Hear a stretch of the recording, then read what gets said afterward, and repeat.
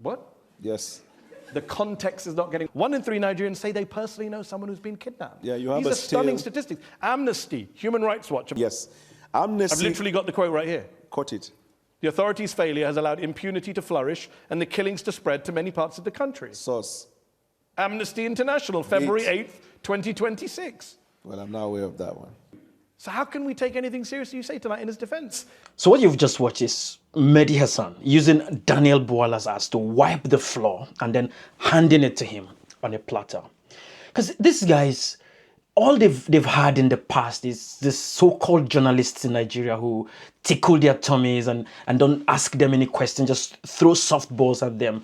And they think that's what journalism is about. I mean, when you said you were going to be interviewed by Mehdi Hassan, didn't you know who you were going to meet? You think he's one of those guys who would be...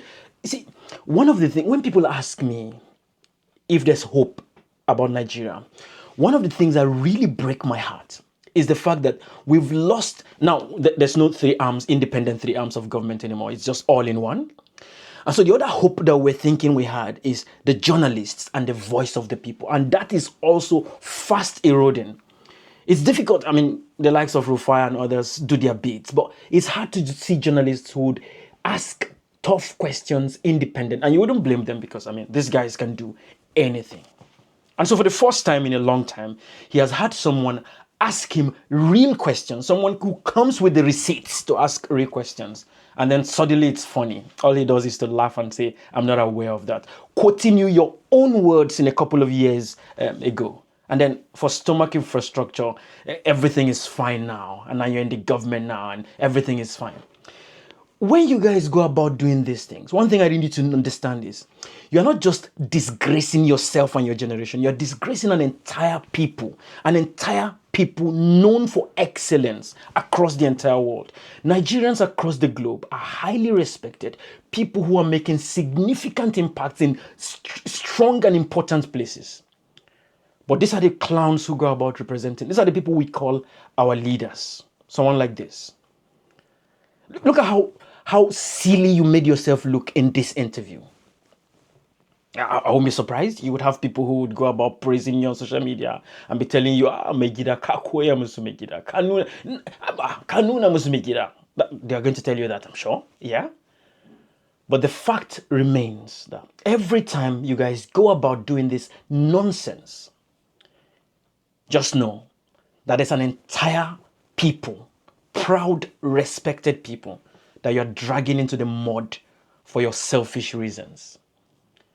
I was talking to someone a couple of days ago and we're talking about this whole talk about Nigeria being the next world power. And she said something that actually caught my attention. That this whole idea of Nigeria becoming the world power, maybe it's not about the geographic entity called Nigeria, but the people, Nigerians.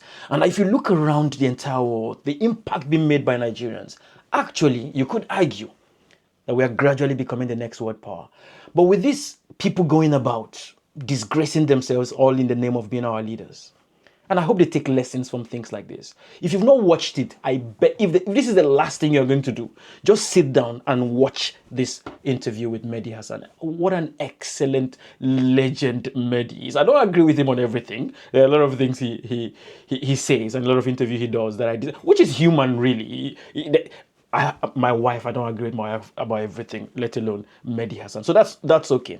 But he's an absolute legend. He always comes with the receipts. And that's exactly what he's done. He's shown us what journalism should be. And I hope the Nigerian journalists would sit down, take journalism lessons 101 from this.